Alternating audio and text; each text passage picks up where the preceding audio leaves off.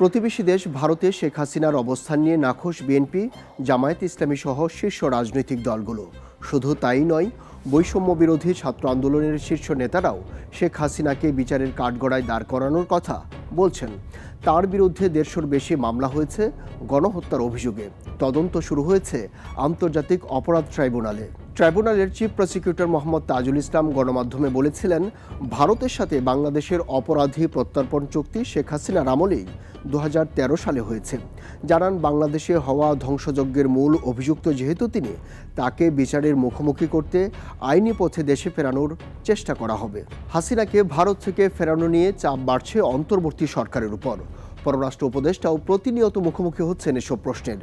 ভারতীয় সংবাদ সংস্থা পিটিআই-এর সঙ্গে এক সাক্ষাৎকারে হাসিনাকে ভারত থেকে ফিরিয়ে বিচারের মুখোমুখি করার কথা জানিয়েছেন অন্তর্বর্তী সরকারের প্রধান উপদেষ্টা ডক্টর মোহাম্মদ ইউনূস।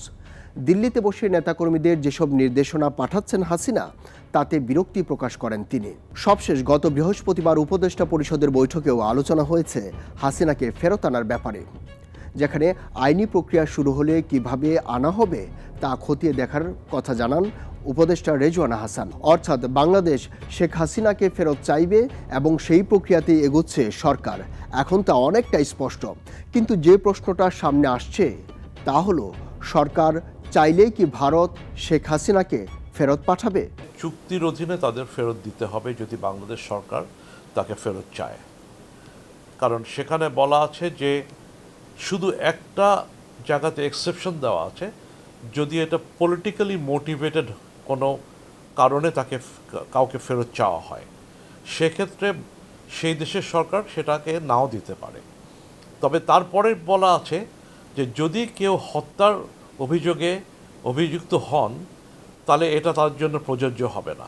তবে এই বিশ্লেষক মনে করিয়ে দেন, শেখ হাসিনা ভারতের পরম মিত্র, আবার এই ঘটনা দেশটির রাজনীতির জন্য বড় আঘাত।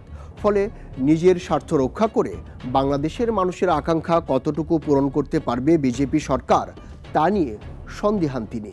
এই মুহূর্তে শেখ হাসিনার ভারতে থাকাটা ভারতের জটিল রাজনৈতিক হিসাব নিকাশের একটা অংশ। ওনার ফিরে আসাটা পুরোটাই ডিপেন্ড করে ভারতের অভ্যন্তরীণ রাজনীতির উপরে, এবং এই রাজনীতিতে তিনি কতটুকু কংগ্রেসের পক্ষে বা বিজেপির পক্ষে বা অ্যালায়েন্সের পক্ষগুলিতে থাকবেন, বা তার কতটুকু গুরুত্ব তাদের কাছে থাকবে, তার উপরে মোটামুটি চিন্তাভাবনা করা যায় যে তার ফিরে আসাটা।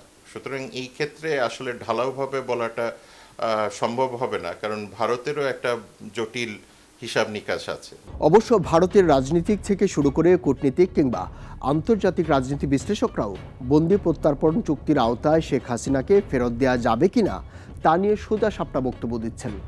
তাদের মতে, আইনি ফাঁকফোকরে প্রত্যর্পণের সুযোগ তৈরি হলেও শেখ হাসিনার মতো বন্ধুকে তারা বিচারের জন্য তুলে দিবেন তা মনে করেন না। তবে সেটি আইনি প্রক্রিয়া কিংবা কূটনৈতিক প্রক্রিয়া যাই হোক, শেখ হাসিনাকে যদি ফেরত দিতে অস্বীকৃতি জানায় দিল্লি, তাহলে দ্বিপাক্ষিক সম্পর্কে কি কোনো প্রভাব পড়বে? এখানে তাকে ফেরত না দেওয়ার জন্যে আইনি কোনো ভিত ভারতের কাছে থাকবে না।